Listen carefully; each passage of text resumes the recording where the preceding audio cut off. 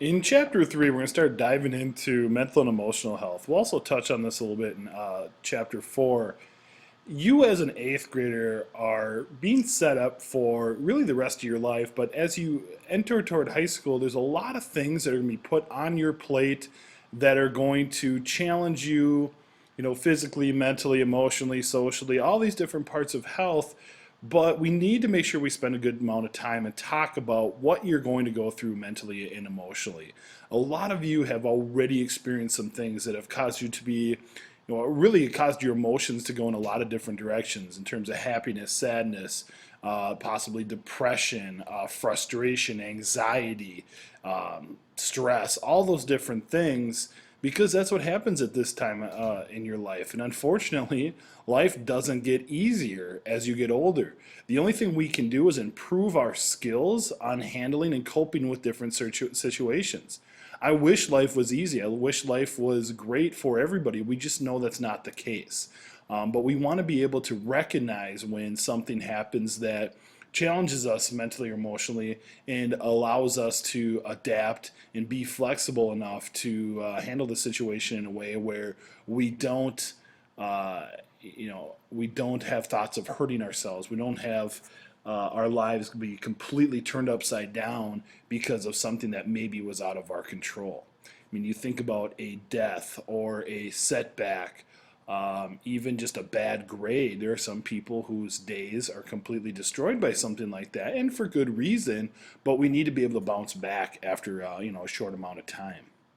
So let's start to take a look at our own mental and emotional health. First of all, do you have a positive outlook on life? Are you somebody who, is excited for things routinely? It doesn't have to be every day. We know there's some days where, it's just hard to get out of bed and, there isn't a whole lot going on. But, do you find different reasons to be excited for the upcoming weekend, to hang out with friends, do something on particular nights? That's a positive outlook. You ever heard the phrase, are you someone who looks at things the glass half empty or half full? People who see it half full, do see the good things in life, despite the negative things that may happen. Somebody who doesn't have a very positive outlook on life would see things as a glass half empty and find the negative in almost everything they see and do. And do you deal effectively with challenges when they arise? If the answer is yes, you probably have good mental and emotional health. You also know how to adapt and adjust to new situations. I think school is a great example where things can be different every single day. Are you ready for that? Are you able to, work on a project one day but take a test in a class another day? Some of us learn better taking tests. Some of us learn better doing hands-on projects. Some of us like to write and read and things like that. We need to be able to do a little bit of everything and adapt and be flexible when a teacher gives us something new. So we want to start looking at who you are and what makes you who you are, because this is where ultimately your mental emotional health is going to come from. When do you become yourself? I want you to think back now. You're in eighth grade. Think about what is really interesting to you. Think about how you dress, who you interact with. When did you really develop this person, who you are today? And maybe some of you are still developing who you are, whether you know it or not. Some of you are going to continue to change and adapt as you get older. But I think about myself as an eighth grader. There were things I did differently as an eighth grader than I did as a seventh grader or a sixth grader or so on. Back kind of in elementary school, I was kind of friends with everybody. You kind of hung out with all the boys, did the same thing on the playground. Girls kind of did the same thing. But really, seventh and eighth grade, you started to see other students. I certainly saw myself dive into the things that I was most interested in, basketball and sports, and really realizing that I was good at school and was going to try hard and make sure I did my best and did the best for all my teachers. And you realize, are you somebody who's quiet, shy, funny, outgoing? All those things make up your personality, which really will help determine who you are. And your personality traits can be positive or negative. Are you somebody who can handle stress well? Are you somebody who can adapt and move on after setbacks? I want you to think about personality traits for a second here. I just mentioned a few. What are some differences we see in personality from one person to the next? I I want you to write down 5 different things somewhere in your packet, probably over on the left-hand column or down in the summary section, that makes one person different from anybody else in the room. And you can just kind of glance around the room and realize that there are a host of different personalities sitting around you right now, and what makes one person different from the next. And it doesn't have to be positive, doesn't have to be negative. And I certainly don't want you to name names, nor do I want you to have this be a negative situation. But maybe there's that kid who's super funny that is always there. Maybe there's somebody who's just a sweetheart, super nice, always doing what other people ask, those type of things. So I want you to write down 5, come up with 5 different ones. Think about your family, maybe even think about yourself, and I think you realize the list could be very, very long, especially if we were to take the time and put everyone's list up on the board. And when you look around the room, it is important to kind of look at yourself and realize who you are, what strengths you have, maybe what weaknesses you have. I know people who are incredibly intelligent, hardworking, but are very shy and don't like to step outside their comfort zone and raise their hand and that type of thing. I'm not saying that's wrong, but I think they're capable of it, and I think the potential is there to contribute to the class, to the organization, to the project, whatever it might be, if they were to allow themselves to. Are you someone who is outgoing and friendly? Are you shy? Are you someone who takes charge of a situation, or do you wait to be told what to do? There's a lot of different ways to handle different situations. All these things make up your personality, which is defined as a unique combination of feelings, thoughts, and behaviors that make you different from everyone else. I think you like being different. 8th graders is where I see the most change, when people start to become who they're gonna be. They're no longer like everybody else. They wear the clothes that they want to wear. They hang out with the people that they want to hang out with, and that can be so cool and rewarding. Your personality affects how you handle problems in new situations. How you would feel about, how would you feel about moving to a new school? Think about it for a second. I'll bet in this room right now, probably half of you, or at least a third of you, have moved new schools at some point. Whether it's in the middle of the school year or not, doesn't matter. There's a whole new experience, all new people to learn and meet, and that can be a really overwhelming ordeal. And it can be awesome. There can be great people. It can be a great experience. Sometimes moving from one place to another is moving to a better place. But certainly it's a big stressful situation. Think about how you'd act. Would you be excited and confident? Would you go up and meet new people, or would you be scared and nervous?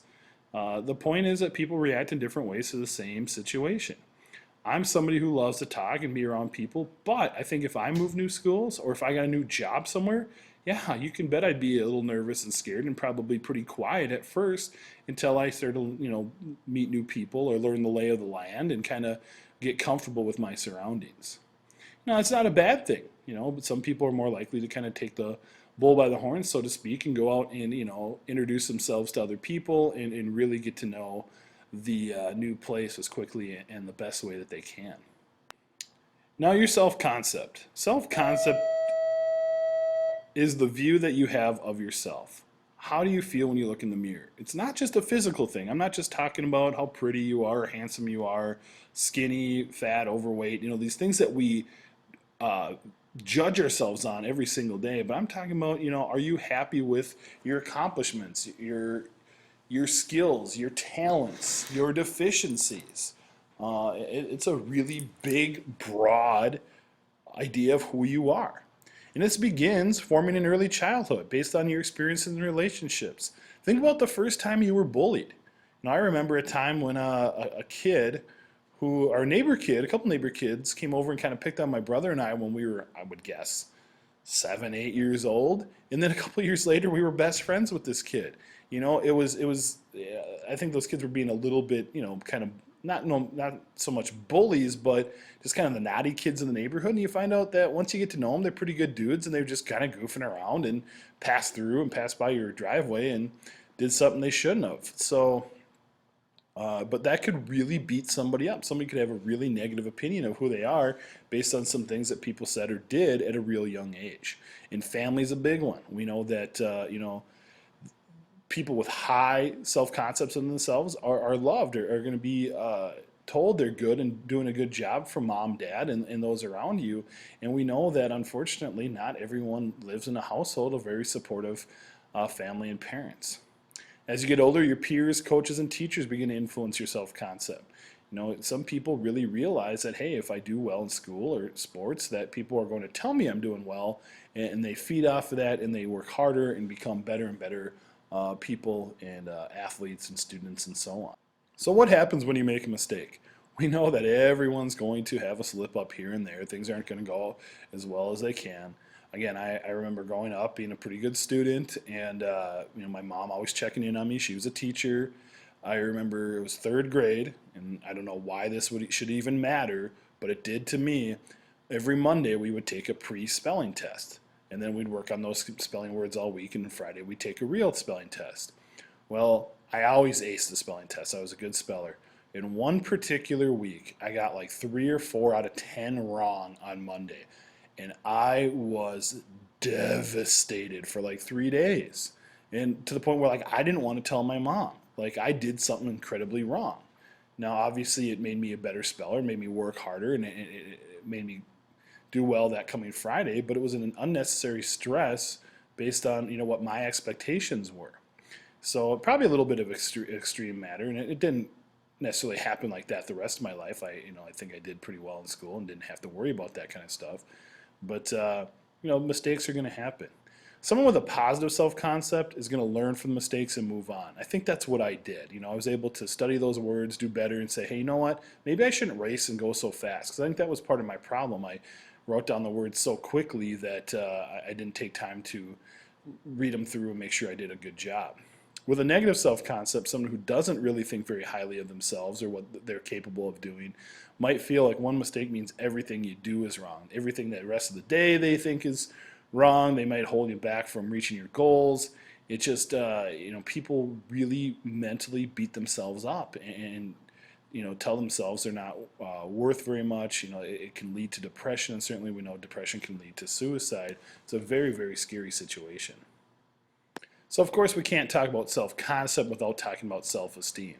And you might think about, hey, we've talked about self-esteem in classes in years past. I get it, I know what it is. But again, as 8th graders, I start to see this separation, especially among students. Students who are becoming more and more quiet, who are becoming more reserved, who that maybe life at home isn't that great, and maybe start using drugs or smoking. I mean, I know there are some in the room right now who have thought about it, or we know that there are 8th graders out there who have used different chemicals because of the way they feel.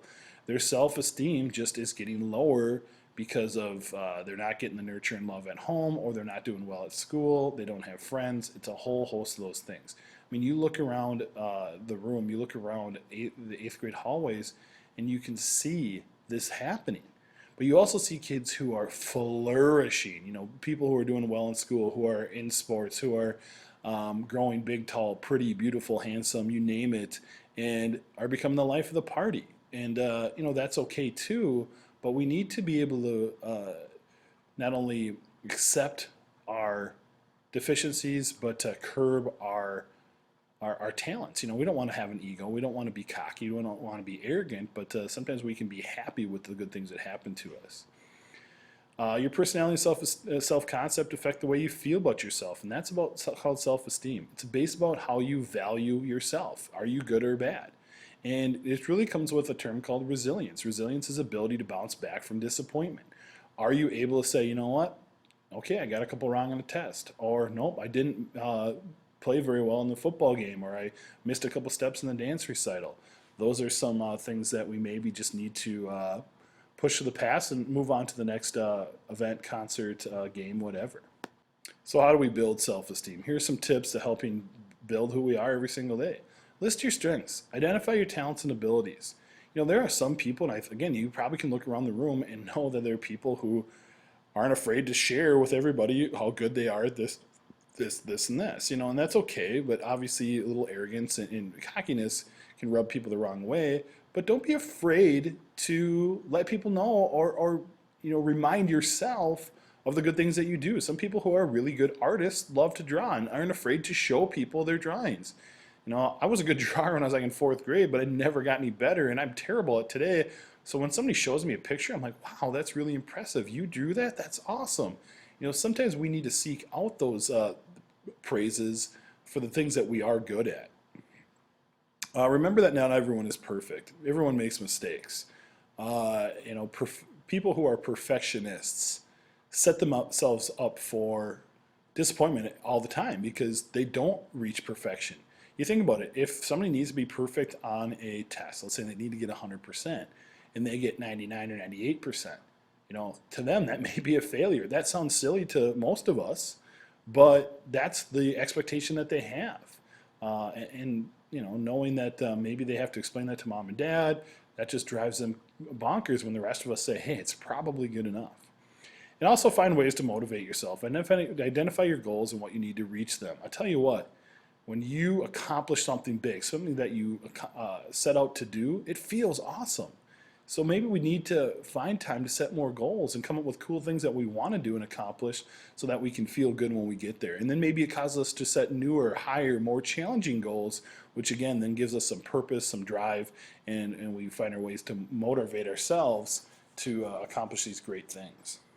I'm going to play a quick little video here, about 3 minutes long, on building self-esteem. This guy has some good points on things that we can do and things that I've already mentioned.